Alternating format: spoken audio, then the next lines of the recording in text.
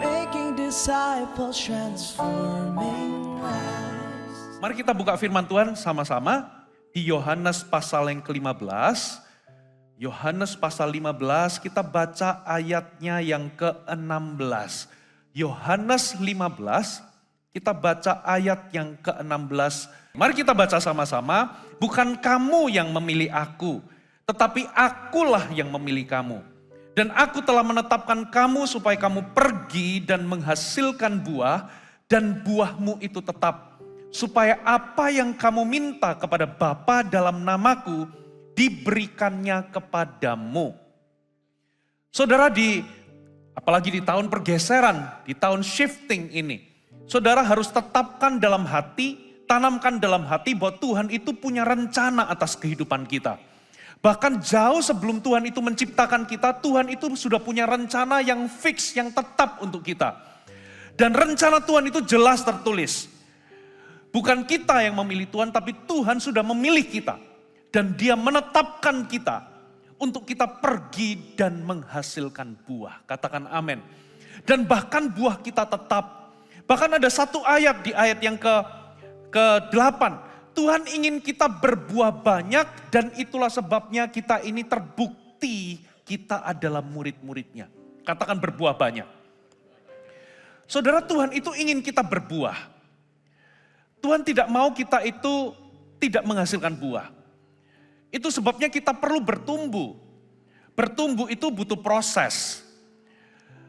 Dan ujungnya adalah menghasilkan buah. Dan buah itu bukan untuk pohon. Buah itu sebetulnya bukan untuk pohon. Tapi buah itu adalah untuk orang lain. Kalau kita berbuah, berarti Tuhan maksudkan bahwa itu semua bukan untuk diri kita semata-mata. Tapi berbuah itu untuk orang lain. Tuhan menetapkan kita untuk menjadi berkat. Nah, hari ini saya akan bagikan ada 3 prinsip bagaimana kita bisa menjadi produktif bagi Tuhan. Coba kita baca satu ayat, lalu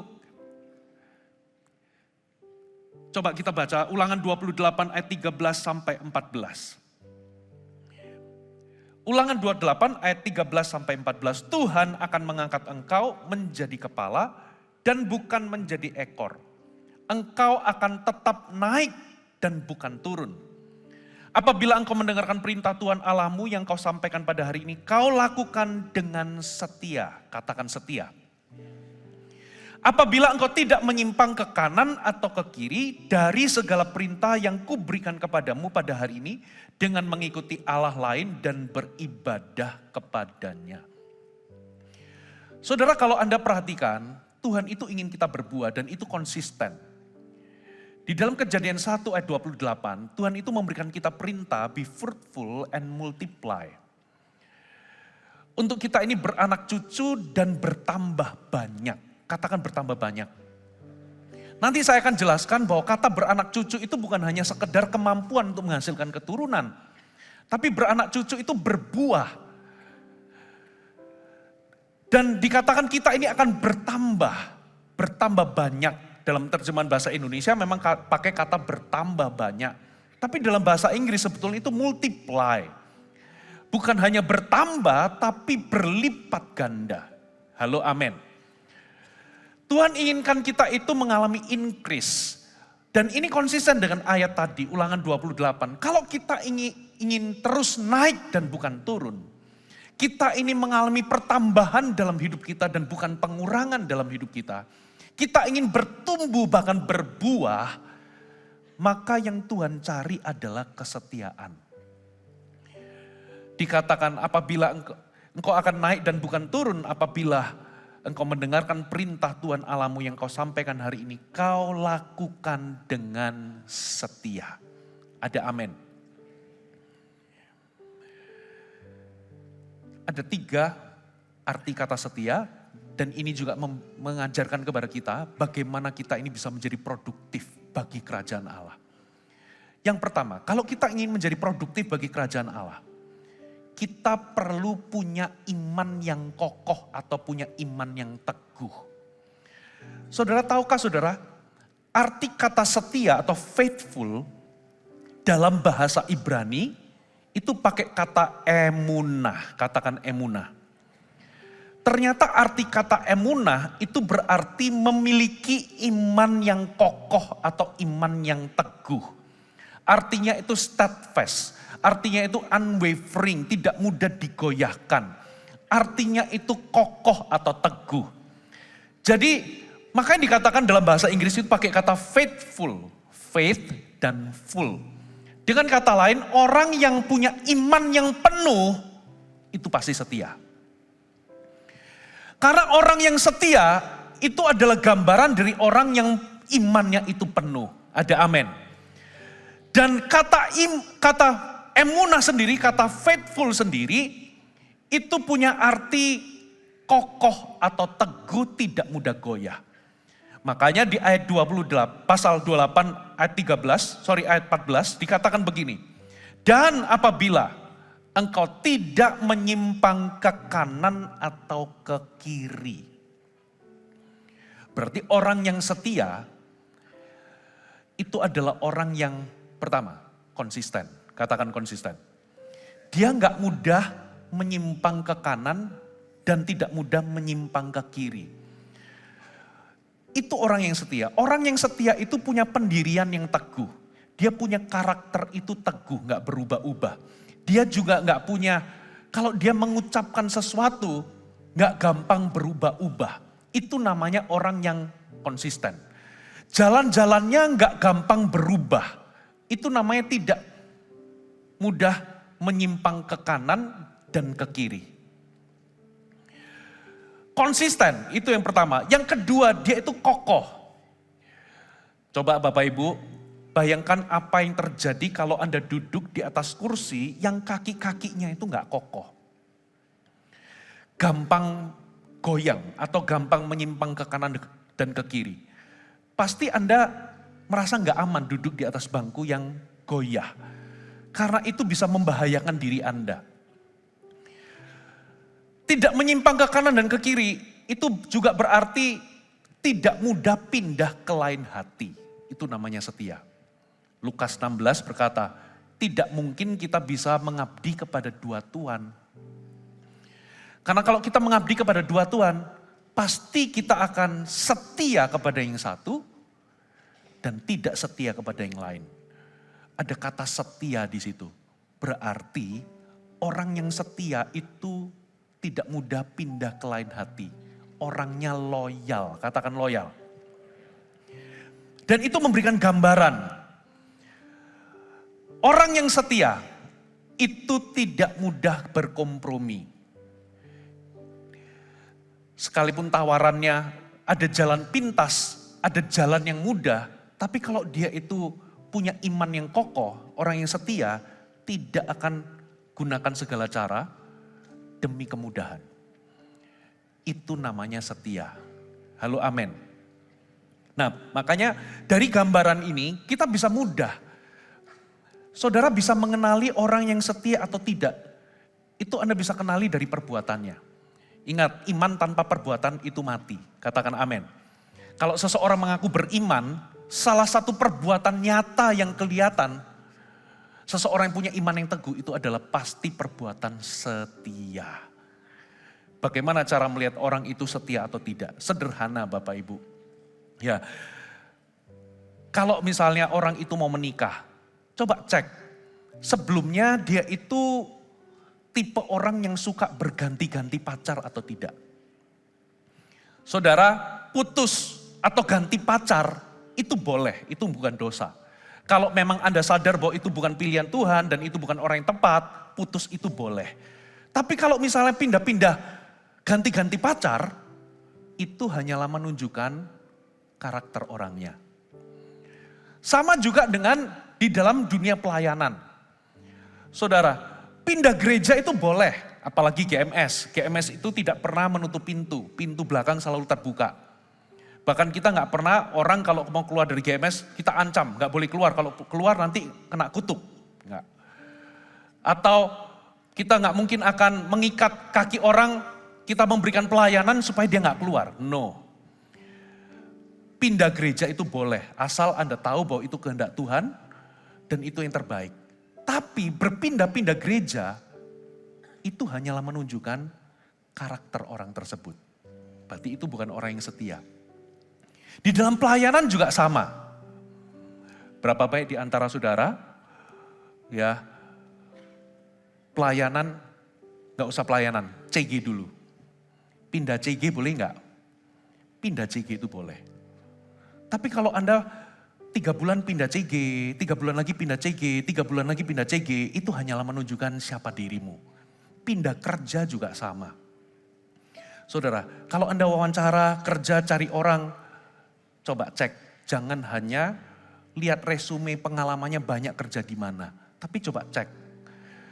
Di 10 perusahaan yang sebelumnya, dia itu berapa lama dia kerja. Kalau 3 bulan pindah kerja, 3 bulan lagi pindah kerja, 3 bulan pindah kerja, besar kemungkinan Bapak Ibu, orang itu bukan tipe orang yang setia. Pelayanan juga sama. Saudara, siapa yang percaya bahwa pelayanan itu privilege? Angkat tangan.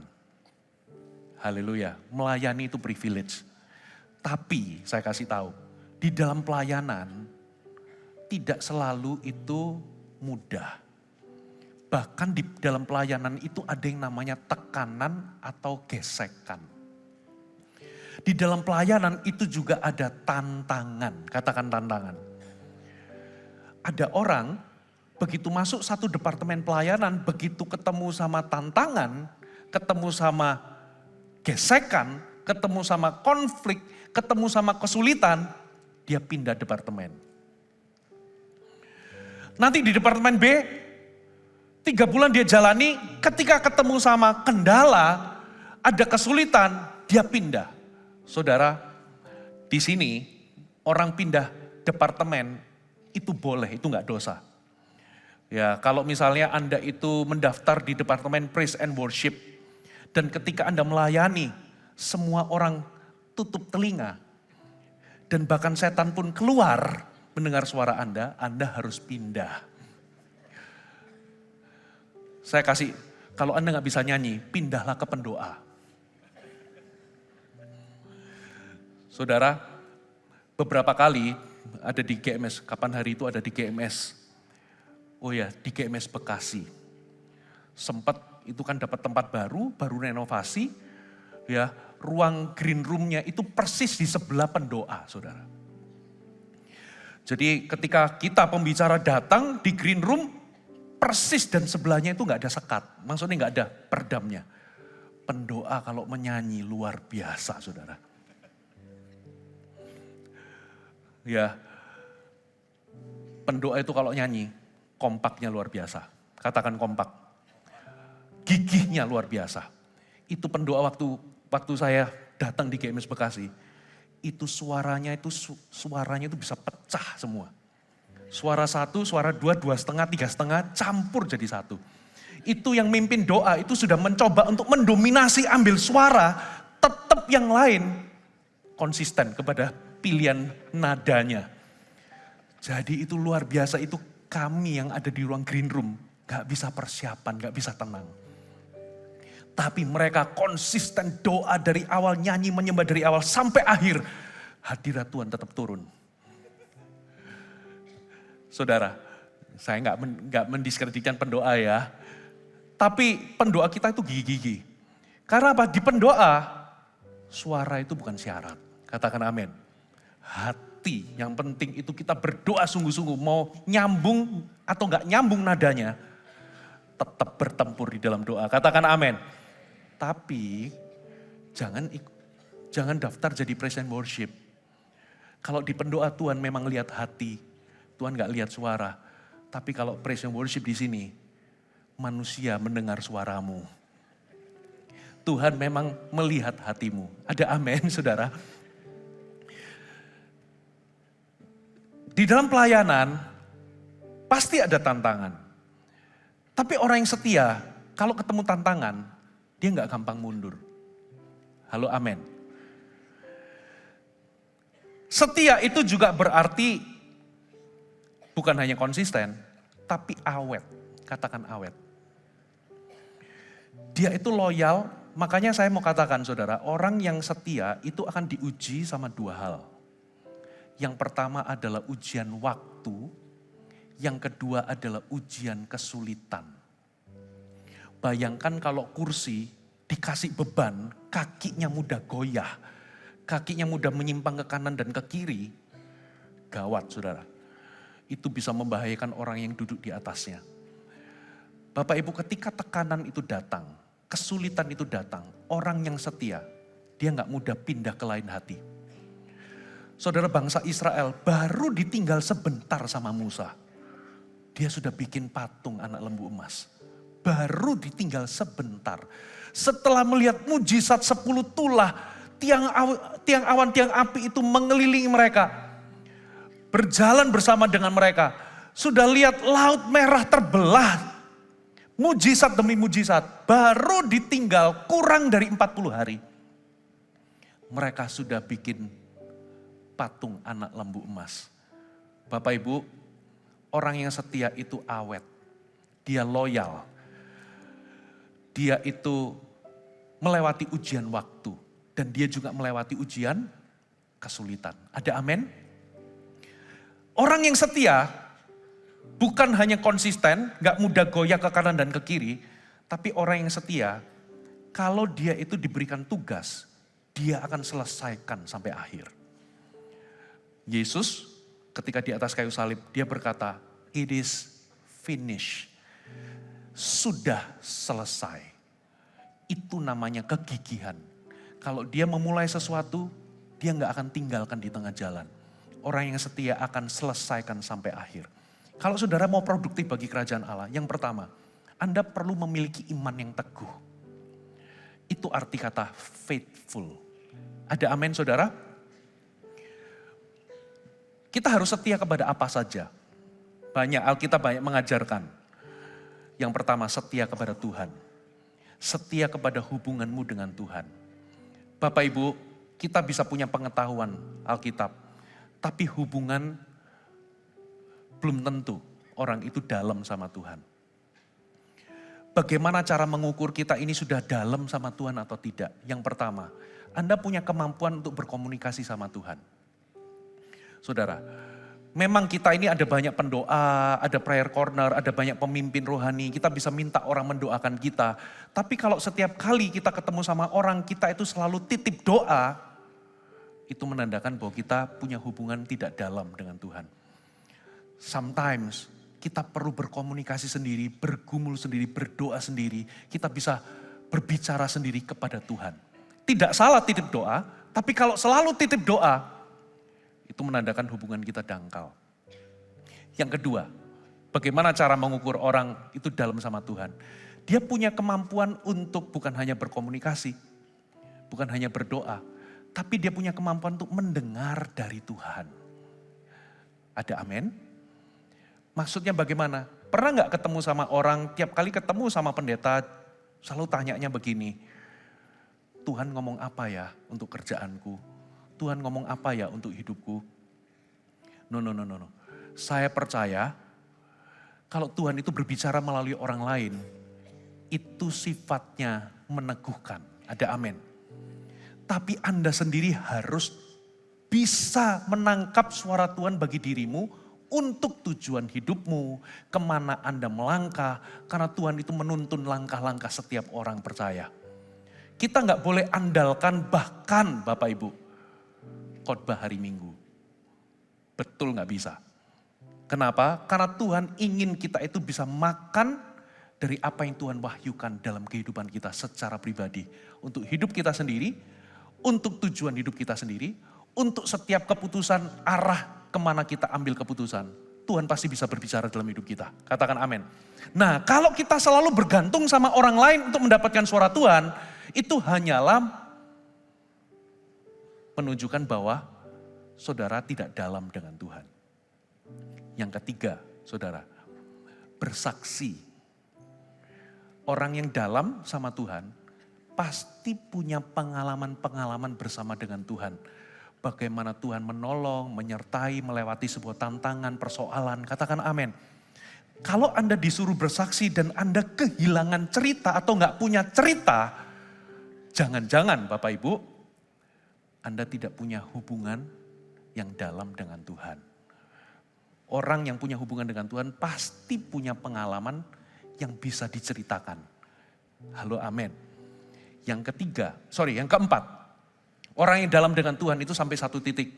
Kalau dia itu merasa bahwa Tuhan itu segalanya, maka pasti hidupnya itu akan memutuskan. Dia akan hidup bagi Tuhan dan bukan untuk dirinya sendiri.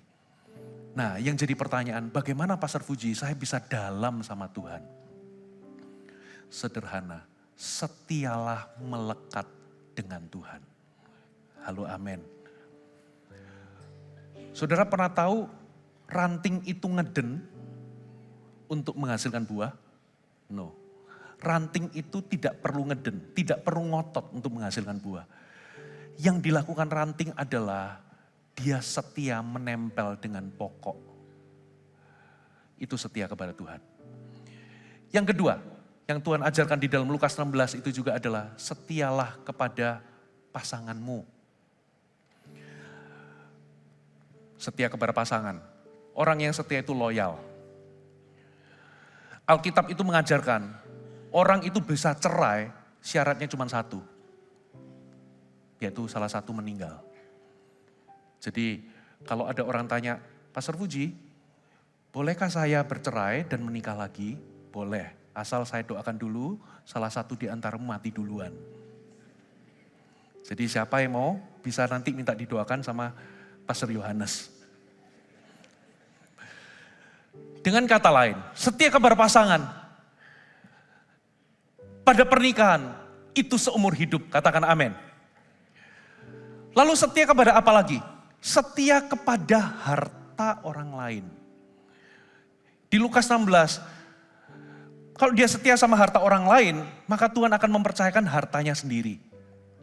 Harta orang lain itu adalah termasuk apa saja yang Tuhan berikan, percayakan, salah satunya itu adalah visi di dalam tubuh Kristus atau di dalam gereja yang Tuhan percayakan, Tuhan tempatkan di mana Anda berada. Kalau Anda itu setia kepada visinya orang lain, maka Tuhan akan setia kepada visimu. Halo, amin. Karena apa? Karena gini loh, kalau sama visinya orang lain aja setia, apalagi visi pribadi.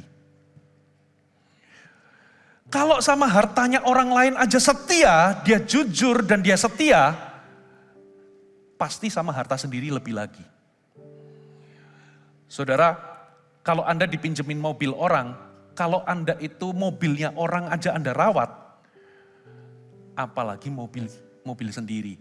Makanya ukuran Tuhan, kalau aku bisa percayakan seseorang itu harta bagi dirinya, ujiannya selalu apakah dia setia sama hartanya orang lain.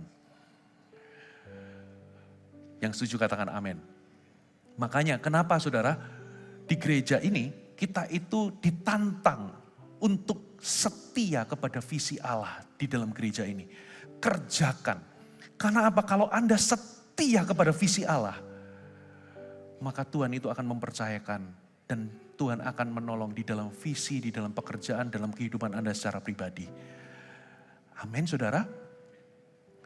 Yang kedua saudara, bagaimana kita bisa menjadi produktif? Yang pertama, punya iman yang teguh.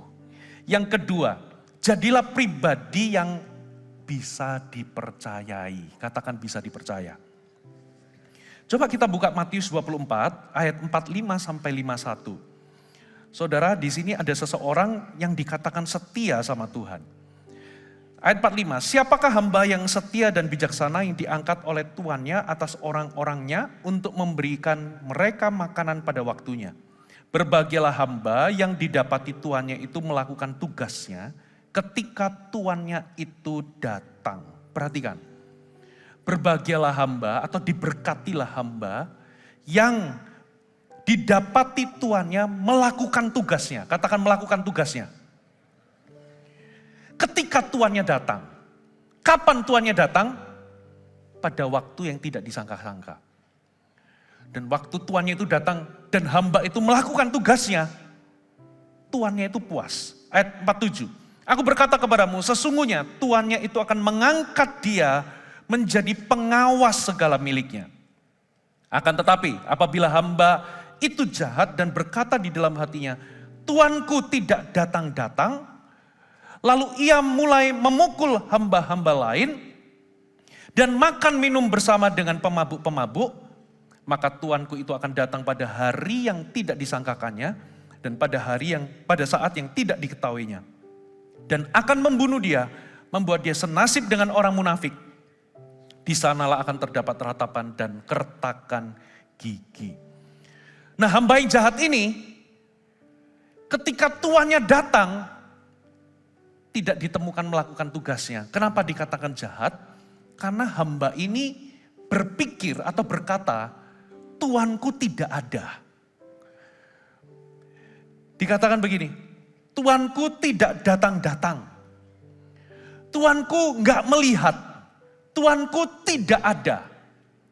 Itu sebabnya dia mulai berlaku kasar kepada hamba-hamba yang lain, memukul-mukul. Lalu dia bersama dengan para pemabuk, dia berfoya-foya atau berpesta.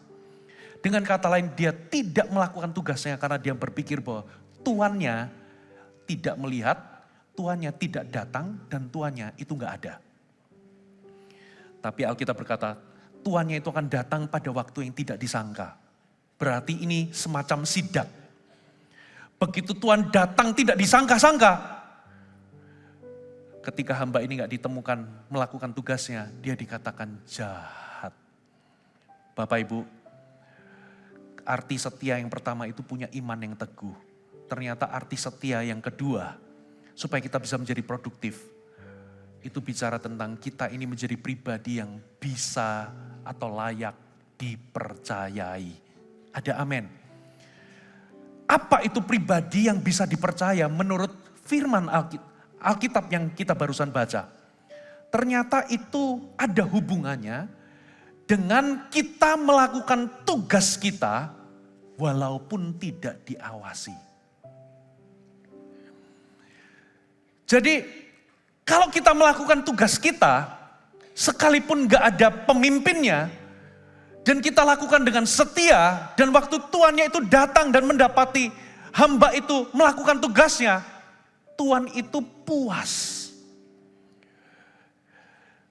Kalau Anda ingin membuat Tuhan itu puas, saudara, lakukan tugasmu. Dengan penuh tanggung jawab, dengan penuh integritas. Halo, amin. Saudara, menurut Alkitab, ada 4 tugas orang percaya. Ya, ini pakai bahasa planet. Yang pertama, tugas orang percaya yang pertama itu koinonia. Katakan koinonia. Apa maksudnya? Ini bicara tentang persekutuan.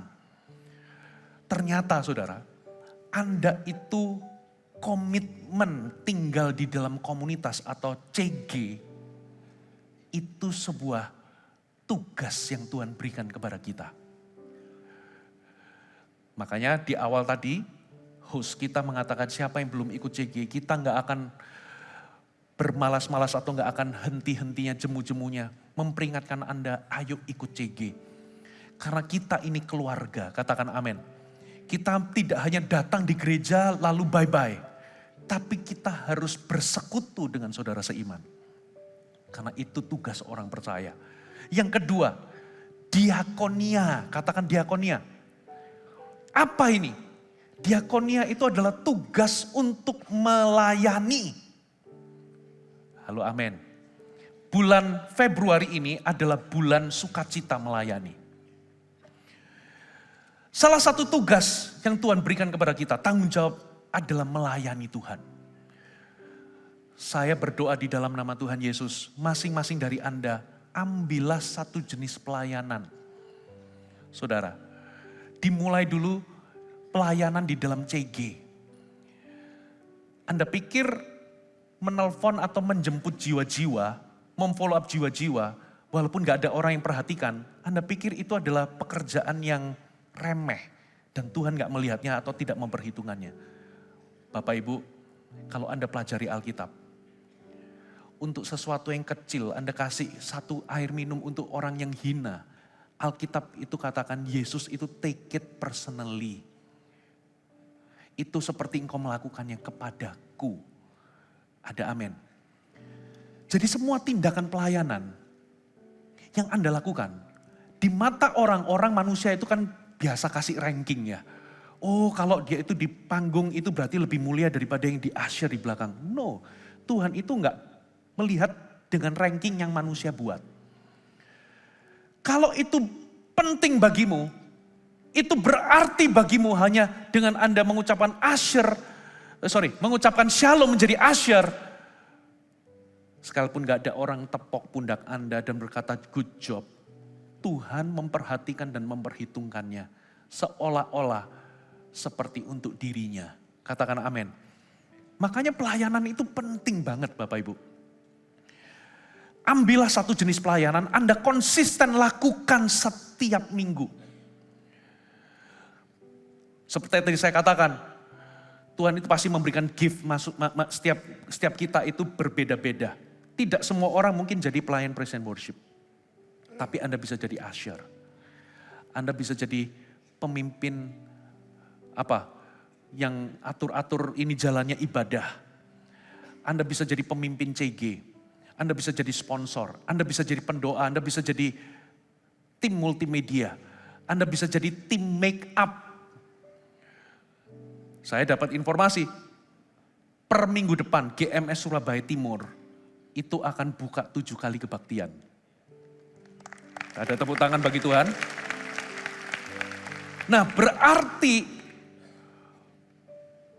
bisa jadi saudara butuh ratusan para pelayan Tuhan baru. Karena kalau enggak, saudara, satu orang bisa double 5 kali kebaktian. Di Jakarta itu ada loh, 7 kali kebaktian. Rentetan. Datang paling pagi, pulang paling malam. Saudara, Bapak Ibu kita butuh banyak pelayan Tuhan. Halo amin. 7 kali kebaktian itu gak main-main loh. Berarti butuh banyak usher baru, pendoa baru, tim di welcome lounge yang baru. Butuh tim make up yang baru, butuh tim pelayan pujian penyembahan yang baru, jauh lebih banyak. Ini kesempatan. Katakan kesempatan. Saudara ingat, melayani itu privilege. Beneran privilege. Saudara, kalau Anda mengerti kerajaan sorga, kita ini harusnya bersyukur kalau Tuhan kasih kesempatan melayani. Karena kesempatan ini belum tentu kalau Anda lewatin satu masa. Oh saudara, melayani itu ada upah di sorga. Ada amin. Harusnya kalau dibuka pelayanan kita itu rebutan berlomba-lomba. Amin saudara. Saya ceritakan gini aja. Sikap kita dalam melayani itu harus begini. Aduh sungkan mau cerita begini. Boleh gak ya cerita?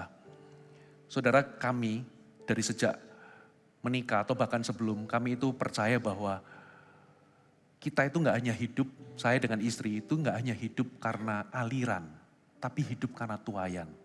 Jadi kami itu berlatih, saya dengan istri, untuk punya kebiasaan memberi. Ingat melayani itu memberi. Setiap kali kalau ada breakfast with God, kami dengan istri itu komitmen. Tuhan kami mau menaikkan standar. Kami mau punya iman itu bertumbuh di dalam memberi. Di dalam perjalanan iman kami 2 tahun lalu kami pecah rekor saudara. Kami bersepakat menabur sejumlah dana dan itu rekor bagi kami. 3 tahun yang lalu. Ya, Breakfast with God yang 3 yang lalu ya. Lalu tahun depannya istri saya sepakat kami mau menaikkan level pemberian. Tapi gak bisa saudara. Istri saya itu tahun lalu itu nangis. Tuhan kami cuma bisa kasih segini. Karena gak ada dananya. Istri saya nangis banyak breakfast with God. Di tahun ini istri saya ngomong kita gimana kok kalau memberi sekian. Waduh ini area baru di dalam pemberian. Ini adalah angka rekor bagi kami. Setiap orang punya ukurannya ya. Ini adalah angka rekor. Menjelang mendekati breakfast with God. Gak ada saudara dananya. Tapi kita beriman, Tuhan kasih kesempatan kita memberi seperti yang kami imani. Jadi saya sudah mikir kalau gak ada dananya, udah kita cicil selama 12 bulan. Percaya atau gak percaya, 1 hari sebelum Breakfast with God, kami itu jual rumah, itu gak laku-laku. Tiba-tiba ada orang beli rumah, karena kami barusan pindah rumah. Beli rumah, ya memang ditawar-tawar sih. Terus saya ngomong gini, oke, kalau kamu bisa kasih DP sekian, sejumlah kami, tantangan iman kami secara pribadi, tak lepas. Orang itu tanpa tedeng aling-aling, langsung yes. Itu hari Minggu. Hari Seninnya kami pakai uang itu, kita tabur. Kami berdua itu ngomong sama Tuhan begini, Tuhan untuk memberi aja loh, Tuhan yang kasih. Dan kita itu bersyukur kita bisa dikasih kesempatan memberi sejumlah tantangan iman yang hari ini kami hidupi. Bapak Ibu, melayani, memberi, itu privilege. Saudara, sayangnya banyak orang dibuka kesempatan, Anda nggak ambil. Malah sifatnya itu berkebalikan. Wah, gereja itu bikin repot hidupku, suruh melayani. Wah, gereja ini merampok hidupku, ada memberi segala, breakfast with God. No, saudara. Kita berdua waktu menabur itu kita doa Tuhan. Malu kita Tuhan, untuk bisa memberi aja. Tuhan yang kasih. Dan kita bersyukur bukan karena apa yang kita bisa dapat dari pemberian itu. Tapi kalau aku bisa ambil bagian untuk bisa memberi bagi pekerjaan Tuhan. Itu privilege, hak istimewa, katakan amin. Dan saya jamin gak ada orang memberi itu kekurangan. Sampai hari ini saya gak pernah makan batu. Memang sekarang ada sih menu-menu yang batu yang cuma dikasih bumbu-bumbu yang cuma dikulum-kulum lalu dimuntahin lagi. Katakan sama-sama, melayani itu privilege. Jangan ditunda. Kalau Anda masih punya kekuatan tenaga, layani dengan segenap hati. Walaupun itu jemput jiwa-jiwa, saya dulu waktu mahasiswa jemput jiwa-jiwa bagi brosur, Tuhan aku punya kekuatan karena aku muda. Di waktu itu, aku berikan kekuatanku. Saudara, ini privilege. Gak ada pelayanan yang gak penting di mata Tuhan. Semua pelayanan di sudut manapun, kelihatan atau gak kelihatan, kalau Anda itu menganggapnya penting, maka itu juga penting bagi Tuhan. Ada amin? Saudara, yang ke berapa? Tugas orang percaya yang ketiga adalah marturia, bersaksi, memberitakan Injil. Yang keempat, didaskalia, pengajaran dan pemuridan. Bapak Ibu, Anda konsisten aja lakukan 4 tugas ini. Bersekutu, melayani, bersaksi, sama apa? Memuridkan, mengajar. Konsisten aja lakukan ini. Saya berani katakan di atas Alkitab yang kami percayai, ada upah di sorga nanti. Hidup di dalam Kristus itu begini loh. Kita ini masuk sorga gratis. Tuhan tebus masuk sorga. Tapi Tuhan itu kasih bonus. Dosa kita memang masuk ke sorga bukan karena perbuatan kita. Katakan amin. Tapi karena anugerah. Tapi dikasih bonus sama Tuhan. Bahwa di dalam keselamatan yang Tuhan beri, semua perbuatan kita itu diperhitungkan sama Tuhan. Jadi apapun yang kita lakukan untuk Tuhan, itu ada upah yang menanti. Bayangkan betapa baiknya ya, kita masuk ke sorga aja, gak perlu ada upah. Kita ini sudah sangat-sangat bersyukur karena kita gak layak masuk sorga. Tapi setelah keselamatan, Tuhan itu perhitungkan semua apa yang kita lakukan bagi Tuhan. Ketika Anda melayani, Anda pikir, Tuhan gak memperhatikan ini kan kecil, cuma jemput jiwa, bawa orang dibaptis, follow up orang. Ya, ketika Anda follow up orang mungkin membutuhkan waktu 2 jam, ternyata orang yang mau konseling. Anda pikir gak kelihatan sama orang, ini kan bukan khotbah di mimbar, aku gak dikenal. Anda pikir ya itu sambil lalu gak diperhitungkan sama Tuhan. Saya mau katakan, Tuhan memperhitungkan.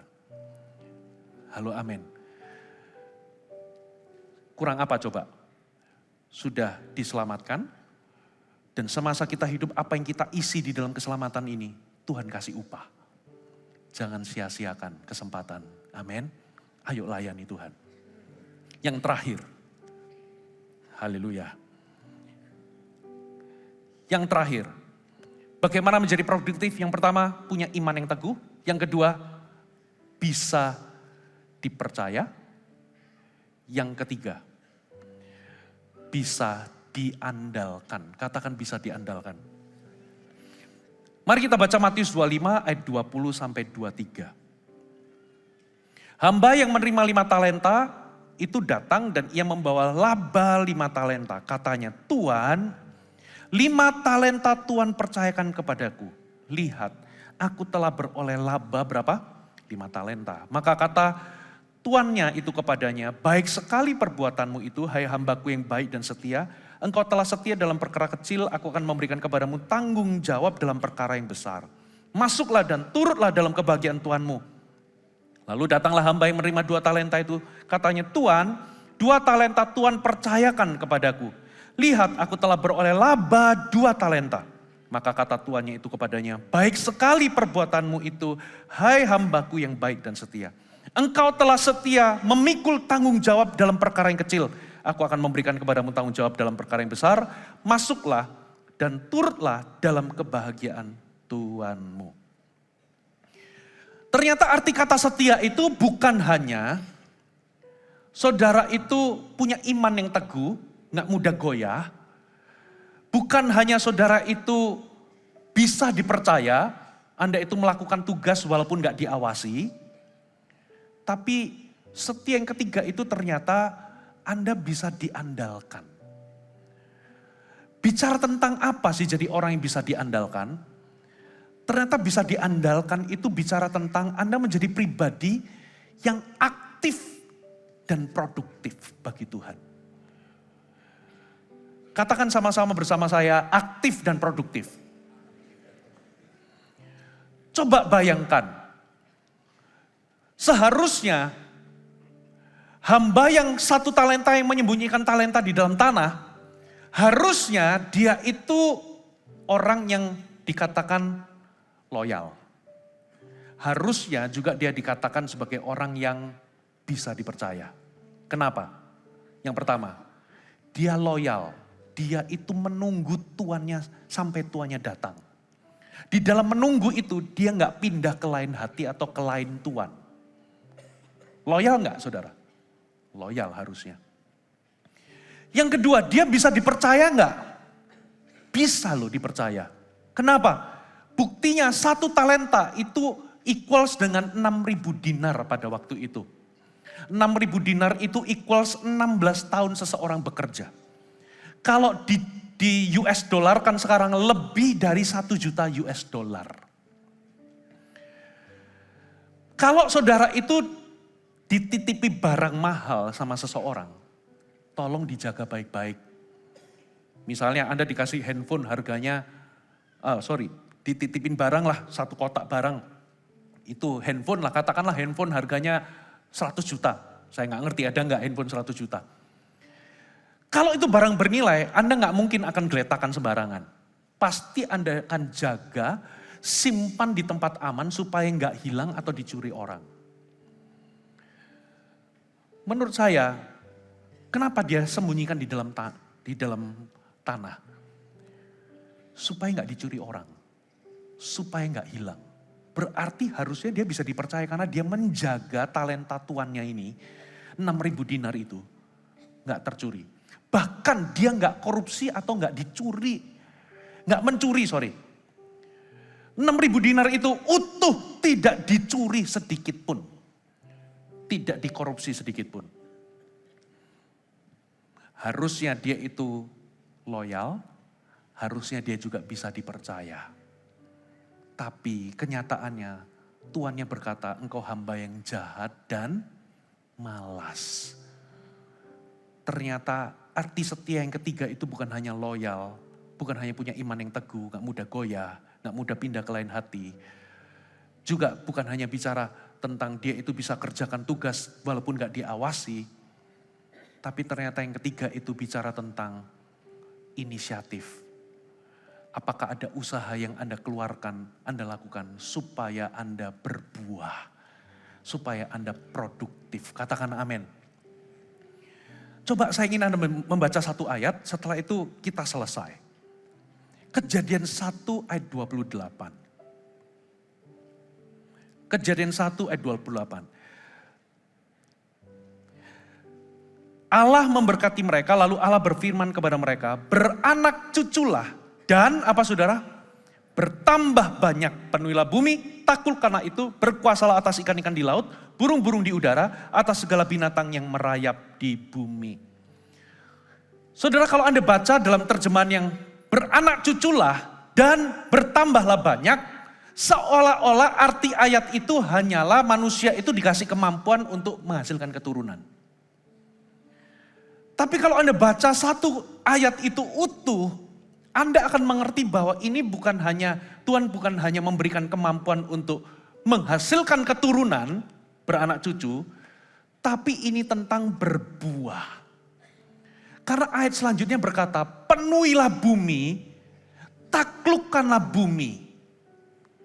Berarti manusia itu bukan hanya diberi kemampuan untuk beranak cucu, menghasilkan keturunan, tapi juga dikasih kemampuan untuk menaklukkan bumi dan memenuhi bumi. Maksudnya apa? Untuk mengelola bumi.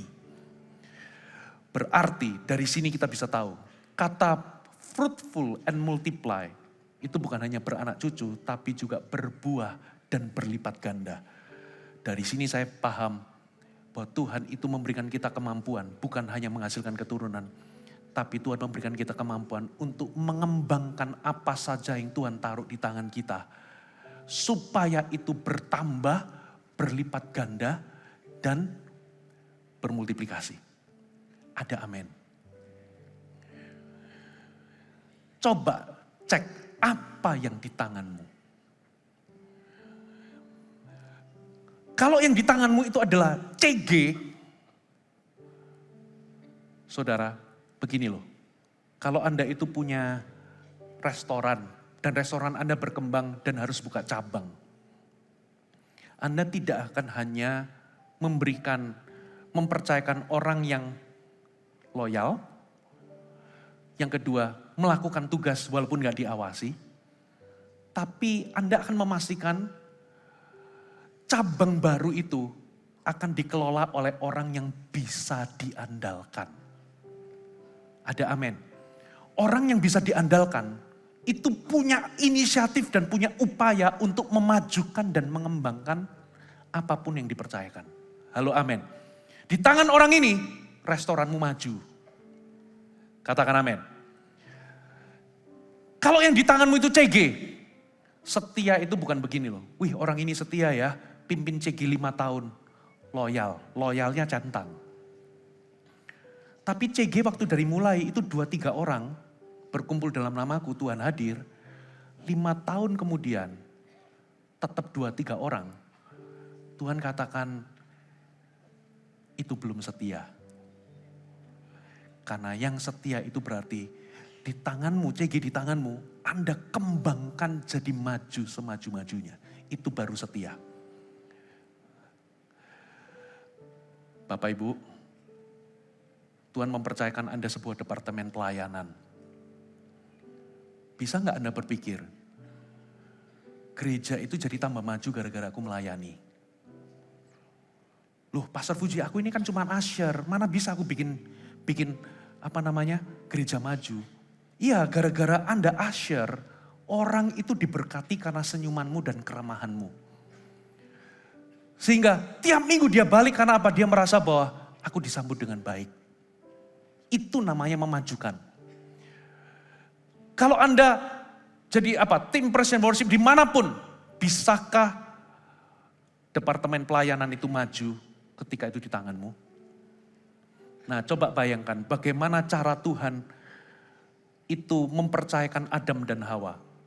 Tuhan itu menempatkan Adam dan Hawa di Taman Eden. Taman Eden itulah proyek pertamanya Tuhan yang Tuhan berikan kepada manusia. Supaya manusia itu belajar mengembangkan apa saja yang dipercayakan di tangan mereka. Coba perhatikan, Taman Eden itu kurang bagus apa coba? Taman Eden itu Tuhan sendiri yang bikin. Coba Anda buka dalam kitab Kejadian. Deskripsi tentang Taman Eden itu indahnya bukan main. Bahkan di situ itu banyak batu-batu yang berharga. Ada emas, ada apa, batu apa, sulit saya ngomong. Ya, sungainya ada 4. Itu tempat, itu tanaman buah-buah, pohon-pohon itu ribuan macam. Kurang bagus apa, kurang sempurna apa. Tapi ternyata Tuhan itu mempercayakan Taman Eden miliknya itu di tangan Adam dan Hawa. Untuk apa? Untuk memelihara dan mengusahakan. Katakan memelihara, mengusahakan. Memelihara itu di-maintain. Supaya nggak turun kualitasnya. Tapi mengusahakan itu berarti Tuhan mempercayakan Taman Eden di tangan Adam supaya Taman Eden itu jadi lebih besar dan lebih bagus. Amin. Loh kok bisa ya Tuhan mempercayakan? Berarti kalau Tuhan mempercayakan sesuatu di tangan kita, berarti Tuhan itu sudah berikan kita kemampuan.